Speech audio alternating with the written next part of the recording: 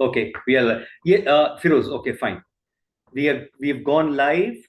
So let's start with this particular unit. So here we are talking about. Where are you going?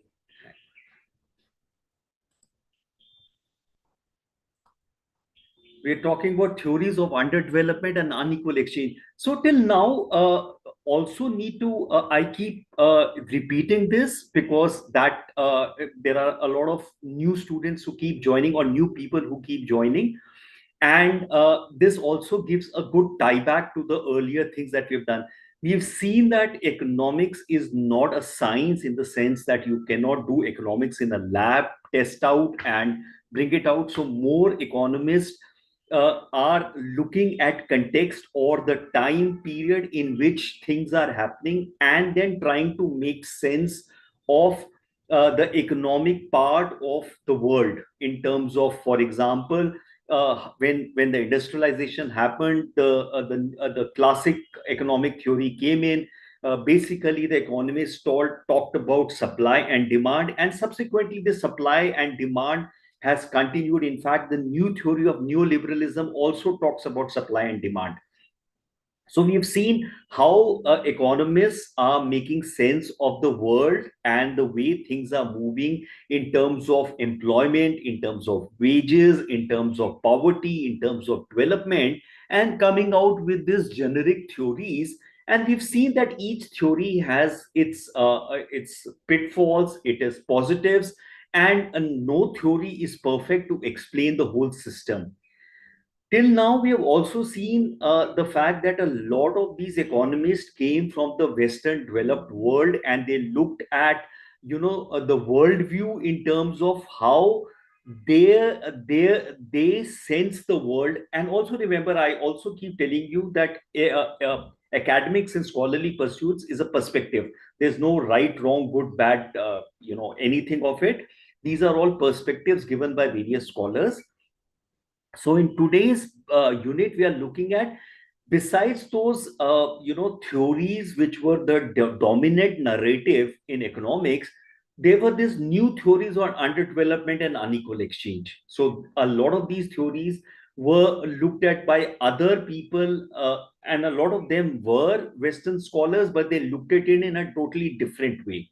So let's look at this, understand about theories that are related to underdevelopment. There is something called a world system theory, dependency theory, a theory of unequal exchange, learn about imperialism and development. Was the colonization or imperialism also affecting the way the world has developed in terms of developed, developing, underdeveloped, least developed? Did it have any impact, the imperialism? So let's look at it.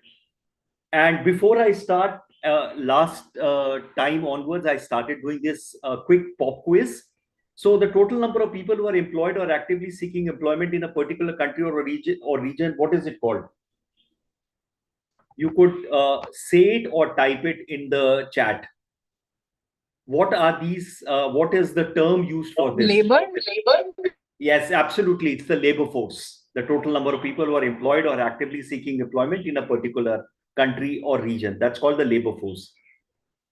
Number two, total number of people who are currently employed, self-employed, or working as independent contractors. What is the term for that?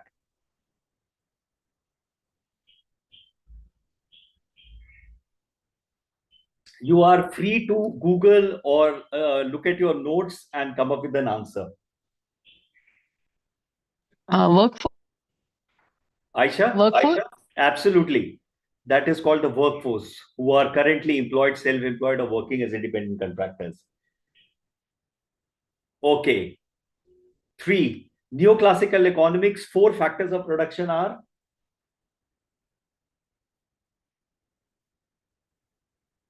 Labor. Who's that? Somebody started saying labor. Aisha? Yes, labor. Capital. Correct. Uh, Who else will pipe in?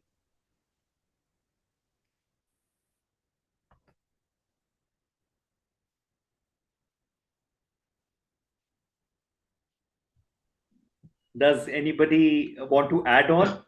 And remember, there is Land is another one. land is another one. Absolutely. What is the fourth one? Sir, human resources. Entrepreneurship. So it's labor, land, capital, and entrepreneurship. Four factors of production. Again, please feel free to to guess. Do not worry about right or wrong. As I said, academics is more about perspectives. You're trying. Okay. Fourth question: what is the dual role or contribution of labor in an economy?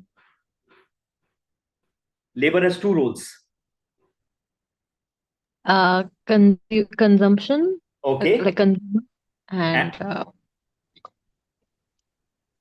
Sir, Production. consumption and workforce. Sorry, Vinod.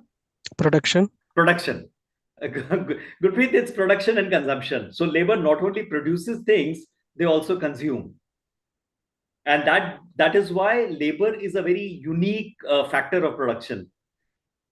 Okay, fifth question. Total output increase when the industry adds a single labor unit and production factors don't change is called?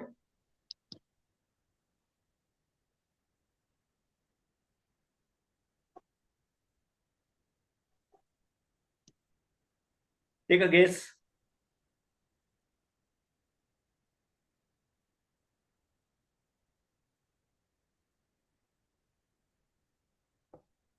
Who will take a guess?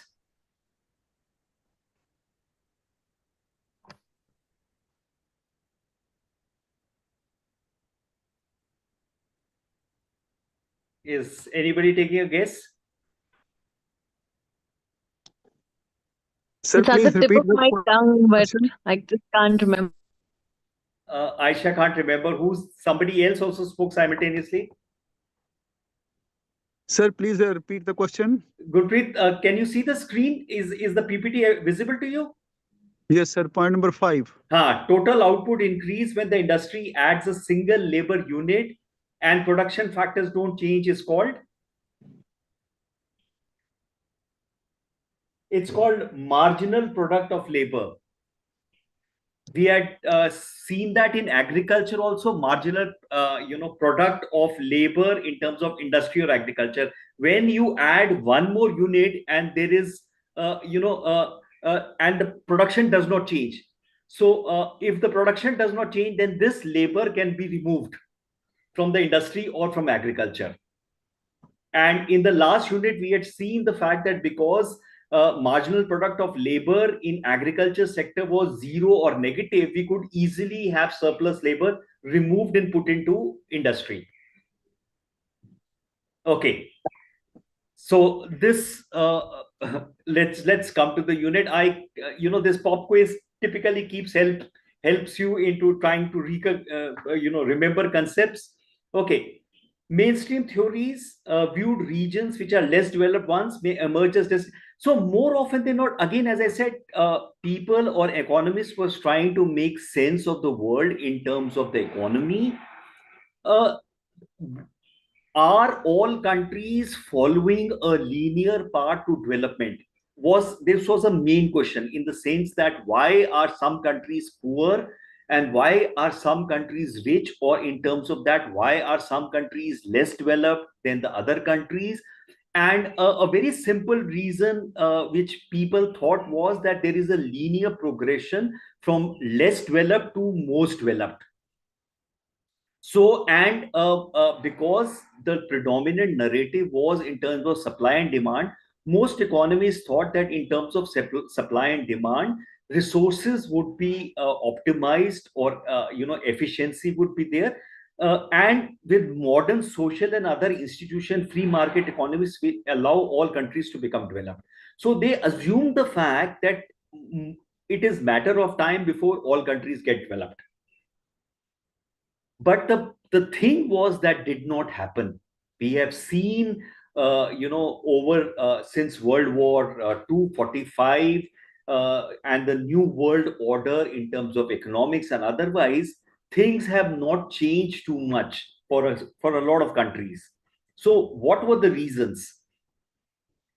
Now, neoliberalism as a concept or as a theory is the same as the classical economics or the neoclassical economics in terms of supply and demand.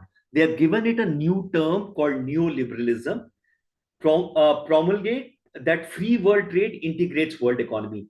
Now, simultaneously, globalization was happening because of faster means of communication, faster means of transportation, free trade was happening. And the new liberalization said that over a period of time, if a country persists to be a free trade regime, market forces were nothing but supply and demand, fetch advantage to a country and finally pushing them to a level of developed country. This was a very simplified view in the sense that if you take a child, let me give you an analogy. It's something like this. If you take a child and put the child, or let's say you take a child from a slum area or from a very less developed area and put him in a private school, more often than not, the child will do wonders in terms of education and movement for his family. In fact, if you remember, this was one of the policies in the education system where they started taking those children and putting them, giving them a certain reservation in private schools. We know that experiment did not work because there were many other factors besides just putting a private school. So similarly in economics, the neoliberalism argues against, like classical economics and neoclassical, against state intervention, and in terms of an expansion of fiscal resources of public goods such as education and health, essentially privatizing everything. And they talk about supply demand. So inevitably, these economists felt that with supply demand is the best efficient system, and this will make sure that all countries follow a linear path from least developed to a developed country. For people who are joining for the first time, remember in this class, you can stop me at any moment of time to ask a doubt, ask a question, or to share something that you feel you want to share with the class. Now, in this development scenario, there were two schools of thought. There was this modernity school and alternate school or theories of underdevelopment. Let's see what these schools were. Modernity school, every country in the world treats to a similar path. These were the linear guys. They thought everything worked linearly. Path that connects the least developed to the developed. Whereas there was an alternate school which points to the impact of regions' history on the trajectory of development. Was there something more than just a linear path, which was not allowing the developing or the least developed countries to become developed? Because if there was a linear path, then all countries should follow the linear path and become developed. But that was not happening. So, a little bit about the modernity school. Intellectual stream foresees that dualistic structure of society ultimately converges. These were the guys who promoted the dualistic concept. What was the dualistic concept? That these countries have a very large traditional base in terms of traditional industry like agriculture, and a very small modern base of industry. And when the surplus people or the surplus labor from the traditional industry is moved into the modern industry, will the economy grow faster and the country will become developed? If there is an unabated positive change towards modernity, and that's why you see a lot of these talk, even in our Indian system, we talk about modern things, modern infrastructure, world class cities, because somewhere down the line there is a large seeping of neoliberalism in our thought process from agriculture. And if you also see a lot of politics for shifting from agriculture to industry, from rural to urban, more capital formation, thrust on human capital formation. How particular linked country is linked with the global system, country eventually joins the joint. So inevitably, this is a linear system of thought. And more often than not, they assume the fact that modernity is the path towards development. So that is what the modernity school is. And one of their biggest proponents was economist W. W. Rostov. And Rostov felt that, a country going towards development is like a plane taking off. That before a plane takes off, it comes on the runway, starts going fast, and then takes off. Akin to taking off an aircraft, society is traditional in nature. Society's objective of production is to meet local needs rather than generating exportable surplus. There is feudalism, economic switches. Then the second step is economic system switches to higher flow. That's when the plane starts accelerating, requires more input. Social structures tend to depart from conventional rigid hierarchies. And if you remember, in between, for example, in India, there was a lot of talk about caste did not matter, that caste was no longer a factor in this country, that caste was traditional, was ancient or historical. And you will be able to then relate how this new liberal thought was seeping in terms of the dominant narrative. The second step was switches to higher flow. Next phase is when economies explore the possibility of linking manufacturing with primary goods sectors such as agriculture. The takeoff stage, driving towards maturity in this phase, economic system shift gear to diversified to industrial base, produces not just industrial good but consumer durables, business massive expansion of both physical and social infrastructure, how the plane is taking off. So Rostov was explaining economy or countries move in terms of a plane takeoff analogy. And final stage of mass consumption, characterized by large pools of high net worth consumers who prefer to spend money on high end goods like automobiles. Also, always remember, as I keep saying and I keep repeating, economists looked at the world and had a worldview based on their understanding and a theory they wanted to put forward. Also, remember, economists, like any other human beings, are subjective human beings. They tend to get influenced by ideology and they tend to get influenced by the politics. And that is how these theories get formulated. There is nothing objective about things. There is a certain amount of ideology and political and other components which come into theories. But we saw that this does not happen this way. Economies or countries are not like planes which take off. The linear model was not working. So there were more theories now which talked about underdevelopment. So these theories specifically looked at underdevelopment. And they said that the world economy, due to historical factor, is structured as core and periphery. Between core and periphery, instead of mutual beneficial exchanges, countries that are in periphery caters to the interest of the core. Exploitative relation where the core exploits the periphery. And there is a dependency scenario rather than an interdependent economic ties. So the whole focus of theories of underdevelopment was this core periphery. And inevitably, there is a sense of exploitation which happens. Now we will also see that this exploitation not only is between countries, but is also between regions of a country, typically between rural and urban sector. And I'll show you with an example. So here is an example. This was a screenshot of a society in Gurgaon. Gurgaon is in Haryana basis, a very prosperous district.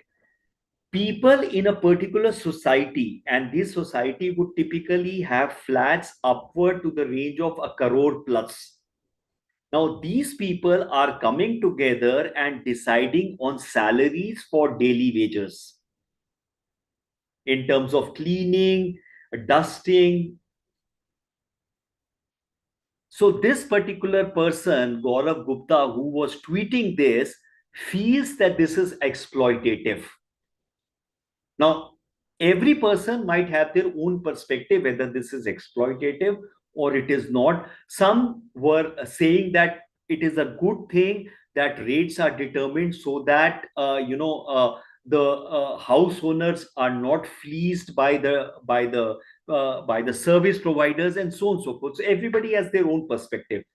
But if you see, it seems on the face of it, it looks exploitative because for a flat owner, a flat owner who has bought a flat for a crore to 10 crores, to give 1,000 rupees per month for utensils washing twice a day for 30 days is kind of feeling exploitative.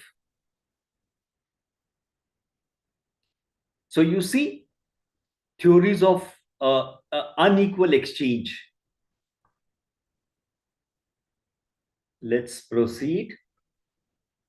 As long as the core periphery relation goes well within the global capitalism, periphery tends to experience progressive economic growth. So, for example, in this particular thing, there was a person who was arguing that if a person does all these things, so essentially, if you have a service provider who starts by doing utensils and doing dusting and cleaning the toilet and cooking and car by cleaning, that person could earn a fair amount of thing.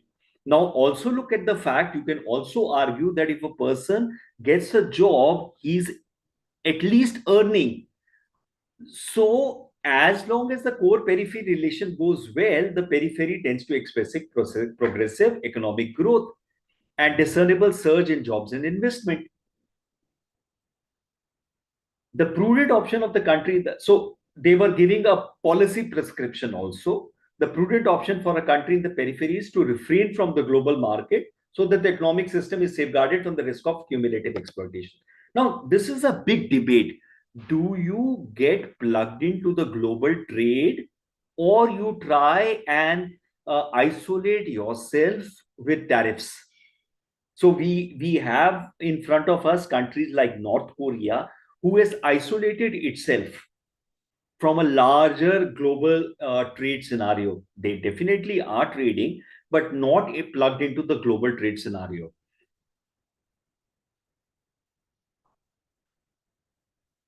In the theories of underdevelopment, there is something called the world system theory. Core blocks of the theory propounded by Emmanuel Wallerstein. A world system is as a social system that consists of conflicting forces, structures, groups, rules, and boundaries.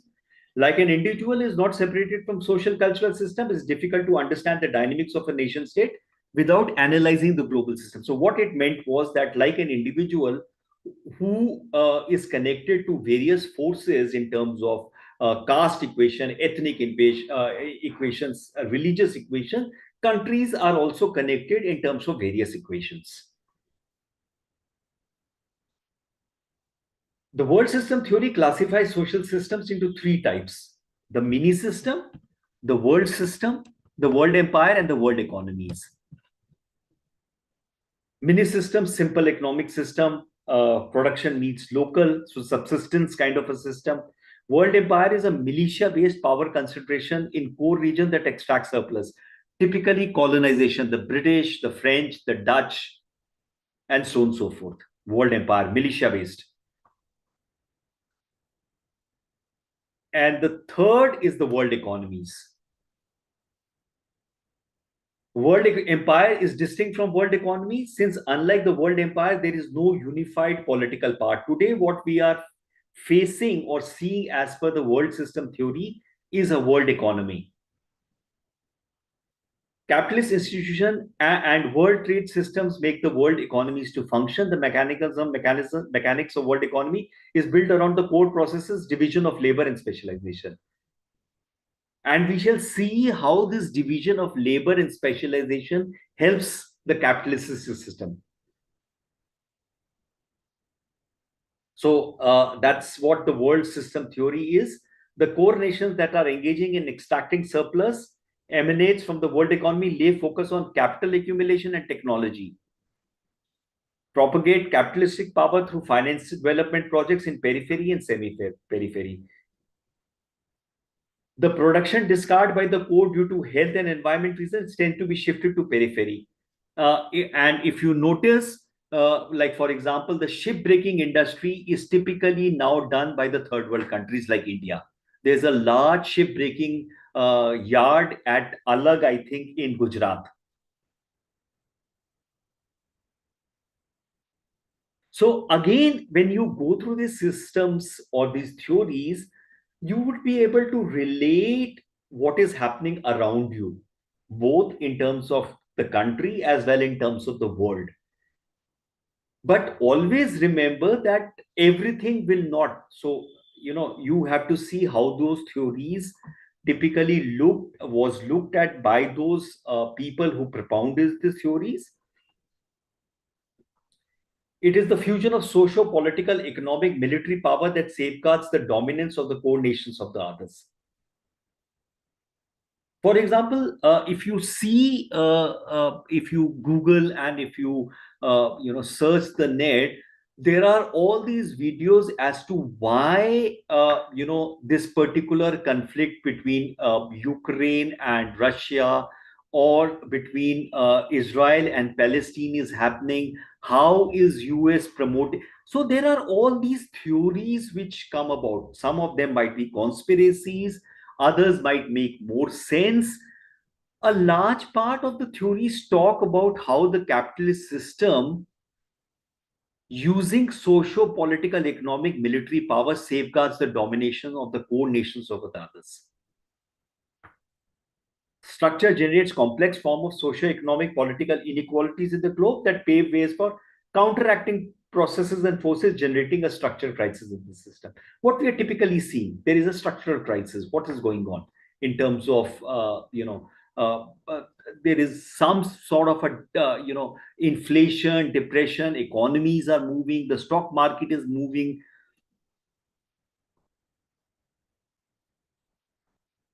The second theory is that of structuralism. So there was the world system theory, and all these theories of underdevelopment, if you see, are very much akin to each other with minor changes in the whole process. Points to consistent decline of agriculture commodity prices in relation to the price of industrial goods, which we also see. Rest on two underlying themes: center periphery structure in the world economy and surplus labor. So you see, all these theories are akin to each other with changes, specific changes for that particular theory. Countries that produce more value-added industrial goods form the center. Countries that are more exporting agriculture commodities constitute the periphery.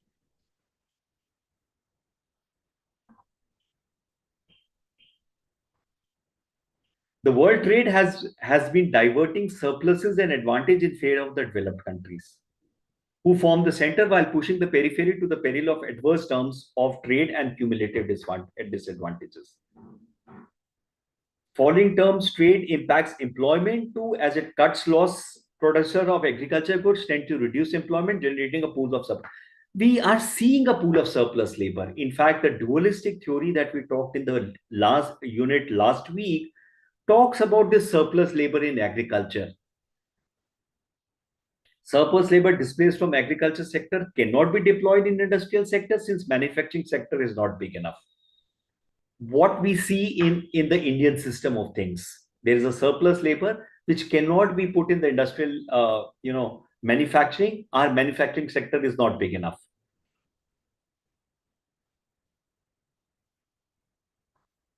Hoots hugely swayed policy making in Latin America. So the structuralism was, influenced policy making in Latin America, emphasized the relevance of industrialization of Latin American countries as a solution to instabilities and disadvantages that emanate from world trade.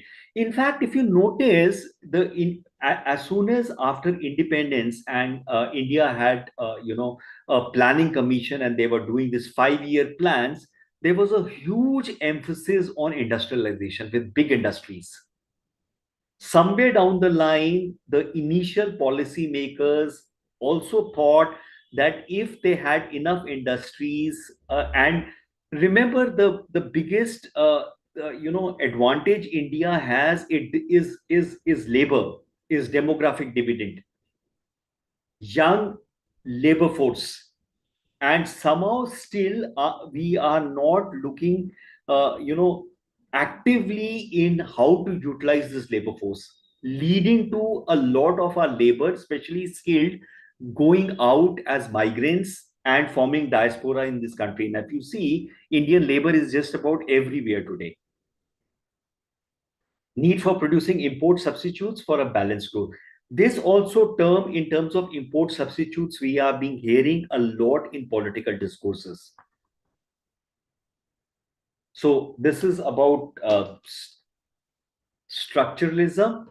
Prior to 1990s industrialization, India was being driven by a central planning, allocated voluminous resources. Indian trade regime was characterized by tariff, was mainly to protect the interest of the domestic. Now, this was also a debate whether should you protect the domestic industries who are inefficient, or do you allow free trade to happen and get those domestic industries to peril? So this was a big debate which happened. And in fact, since 1990, we have seen how the industrial, in fact, today, even the gods and goddesses get made outside India and get, we buy those made in China things. Dependency theory, the third theory, refutes views such as stages of growth dualism in society to explain the growing gap, points to how colonization brought about status of satellite to this country. Now, more often than not, this theory talks about the fact that colonization actually got these countries, the colonized countries, dependent. Similarly, within every country or provinces, there are metropolises and satellites. They talk about metropolises and satellites. Multiple scales global to normal. So this theory basically talked about how colonization, especially the imperialization, had made these countries dependent.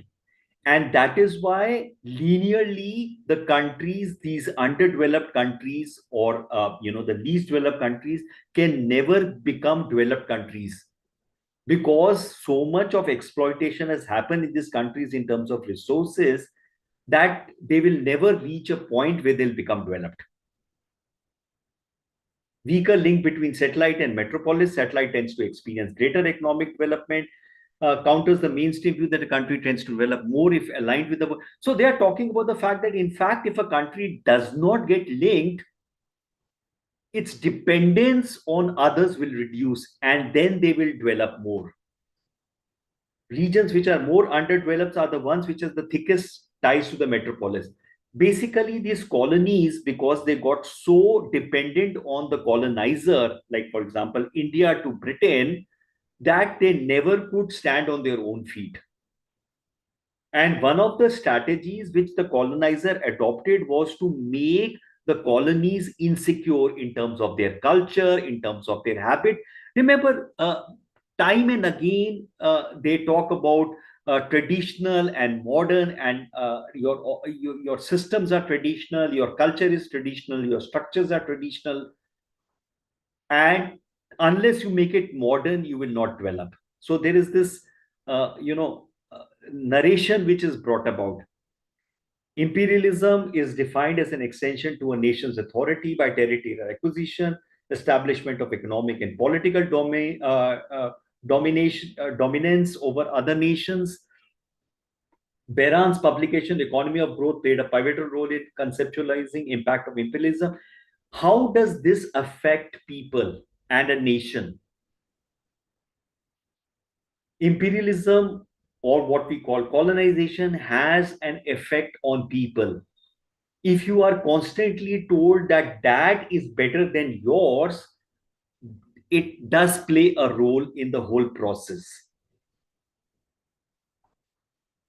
Has caused irreversible cumulative disadvantage to the underdeveloped countries which were colonized by the developed countries, crippling underdeveloped countries' potential to attain potential development. So, in fact, if you remember anything from the national independence movement, India, for example, had a very strong indigo production units.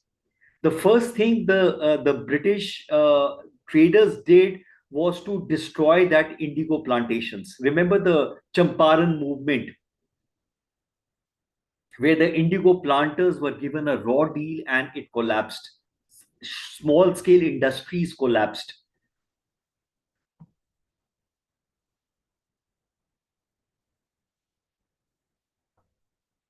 Even after the underdeveloped countries attain independence from colonizers, the process of underdevelopment in these countries may persist since developed and powerful countries perpetuate imperialism by relocating cheapest manufacturing processes to underdeveloped countries through means such as international division of labor. The whole concept of division of labor and specialization also, as per these theories, are a way of capitalism capturing the periphery. Because remember, the wages in developed countries are always higher than wages in underdeveloped countries. So inevitably, the manufacturing is shifted to the underdeveloped countries to produce cheap products. The wages do not rise, and those products are then taken back. That are applicable to underdeveloped countries: history of imperialist infiltration, low per capita income, low level of economic development, similar internal and external problems to development emanating from history of colonization, imperialism. So that was Barron's view.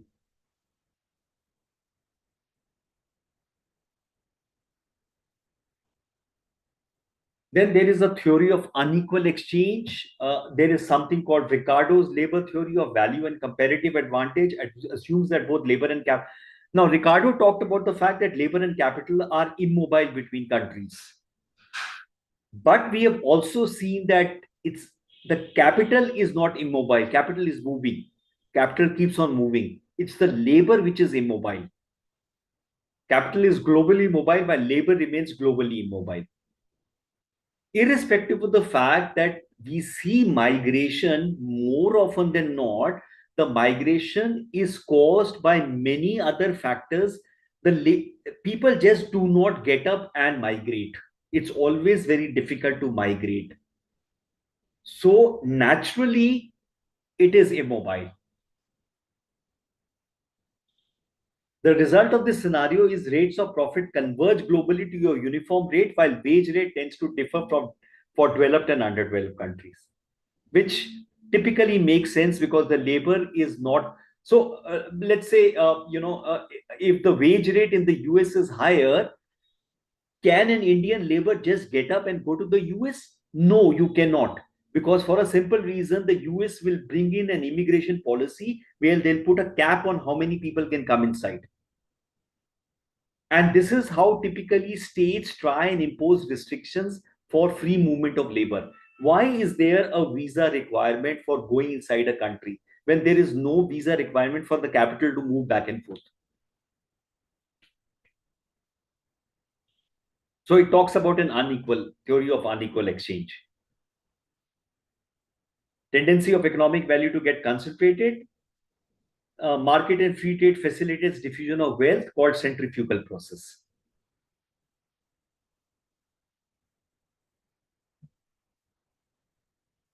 Okay, we are a little short on time. Let me come to this last one, the Gunnar Middle's alternate perspective. Gunnar Myrdal talks about, he was a Swedish economist. Development and its causes need to be assessed in a cumulative manner. Interlinking causes in a cumulative manner is called cumulative causation, that can be applied to examine both negative and positive phenomena. For example, he talks about, and this is a new alternate perspective. A factory in a region shuts down may trigger off a chain of events like workers being unemployed, impacting local tax collection. Further, to offset tax loss, local government raises taxes. New increased taxes pushes few traders out of livelihood, and so on and so forth. So if you see, there is a large debate happening today, and I see it on social media, about the income tax rates in India, which supposedly a lot of people feel are very high. Now, because of this income tax rates being high, the large part of middle class which earns and pays taxes is getting hit. And in fact, today there are statements by a couple of industry leaders who are talking about a shrinking middle class. Cumulative effects. This spiral is like a cumulative, adding negative with negative, causing biting. The shrinking middle class will lead to decrease of aggregate demand. Decrease of aggregate demand will reduce the economic output. Economic output reduction will raise inflation. Cumulative effect. Simple model of circular causation with cumulative effects revealed by a primary change is more typical of actual social processes than intersection of demand and supply curve. So it says there are multiple, effects or multiple events which happen, which lead to what is finally the thing which comes out. For example, adverse terms of trade accruing to export of raw materials and agriculture commodities from underdeveloped world tends to set a path of cumulative disadvantage that may further be exacerbated by irreversible scenario like perpetual worsening of balance of payment. Typically, the debt trap in the agriculture sector. Agriculture is anyway a risky phenomena considering climate change. Now, the farmer takes a loan, invests, the crop is lost. It's a cumulative effect. Through cumulative causation, interplay of market forces, increasing economic inequality between regions. So he talks about cumulative processes by which these things happen. He talks about cumulative causation into two ways. He talks about backwash and spread. These are English terms. Backwash is a cumulative flow of negative. Spread is path of positive. Which are English word. Spread is to spread outwards, and backwash is to come back. Low wage employment, one needs to consider relevant socio-political economic factors along with economic variables such as collective bargaining process, class formation in workspace, etc. Why is this happening? Say, for example, in that society, suppose the labor, the service providers in terms of the utensils washing or the car cleaning come together and say, we will not accept these wages. How will the flat owners implement those? There is no way. So there are multiple socio-economic factors, and inevitably this labor is coming from outside, from a rural area where there is already backwardness. They are more in need. Centripetal patterns made of backwash effects denote concentration of wealth, infrastructure, high-pay jobs, and opportunities in select pockets, leaving a massive remainder without advantages and entitlements. The flat owners and the maids. Centrifugal systems through spread effects tend to diffuse advantage across region, causing more balanced regional developments. So if the flat owners sat down with the service providers and said, what is a just wage? It would actually be a centrifugal and a spread effect, according to Mridal.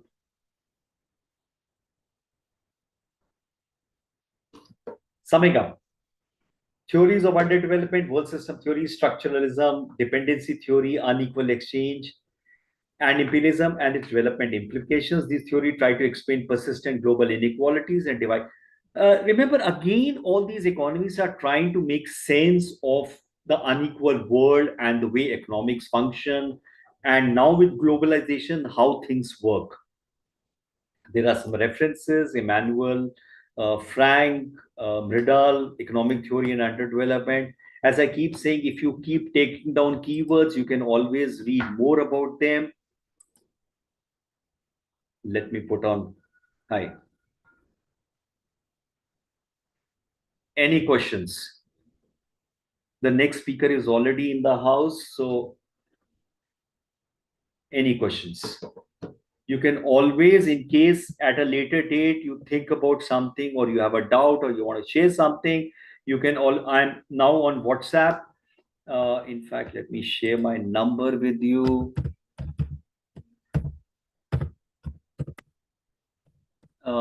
You can always message me on WhatsApp. And in case you want the PPT, you can send me an email at my email ID. Hang on. Oh, no. I'm typing my email. You can send me an email and send you the PPT. Any questions?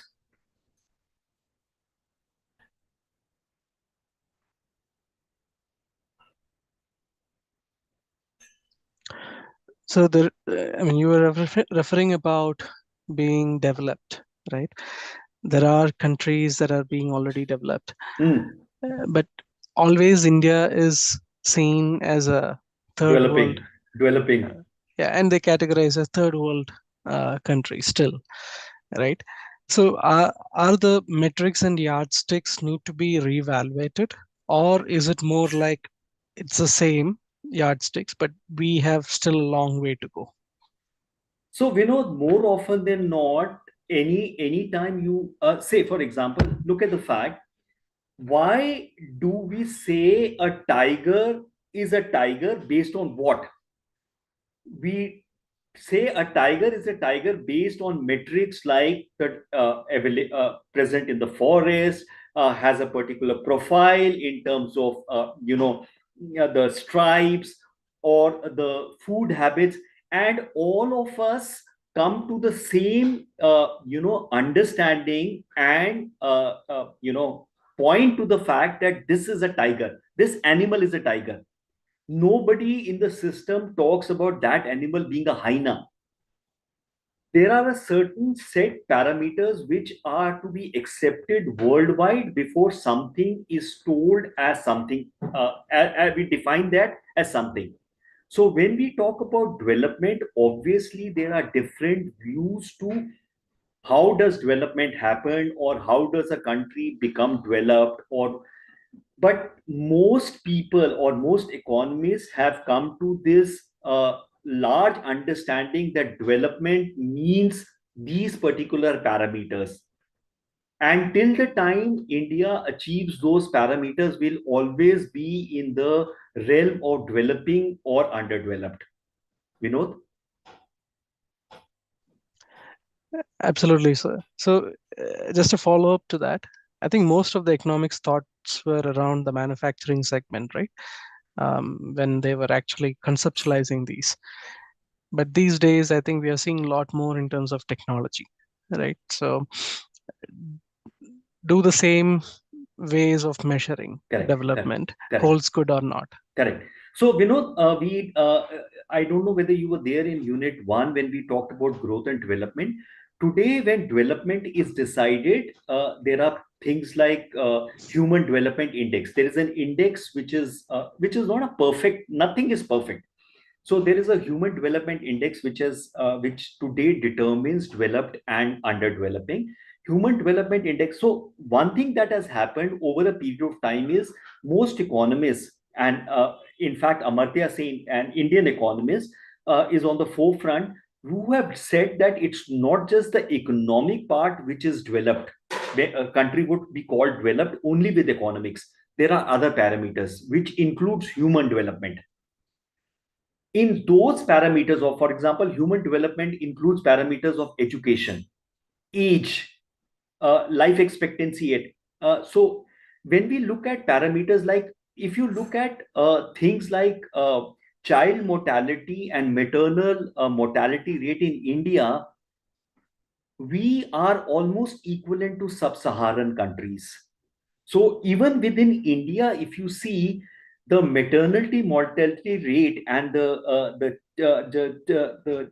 children mortality rate in Kerala is almost equivalent to a developed country.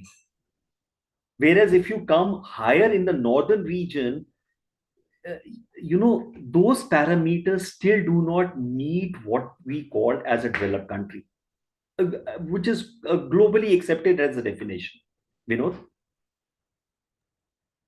Sure, sir. Thank you. So economic is just one aspect. Definitely, you can argue in economics in a different way, but today development is looked at not just economic growth, but other parameters where India has a lot to do, and that is why we always hear either a developing country or an underdeveloped country, or we are not a least developed country, because that also has a parameter of about 1,000 dollars per capita.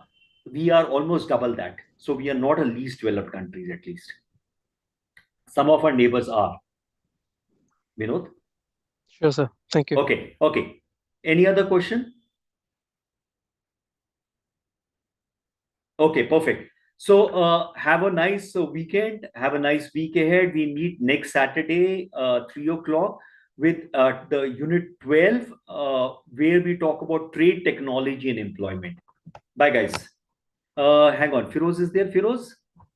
Thank you, sir. Yes, sir. Let me just make you the host Ah, before I leave. Okay, Firoz, you are the host. thank you, sir. Bye-bye. Bye-bye.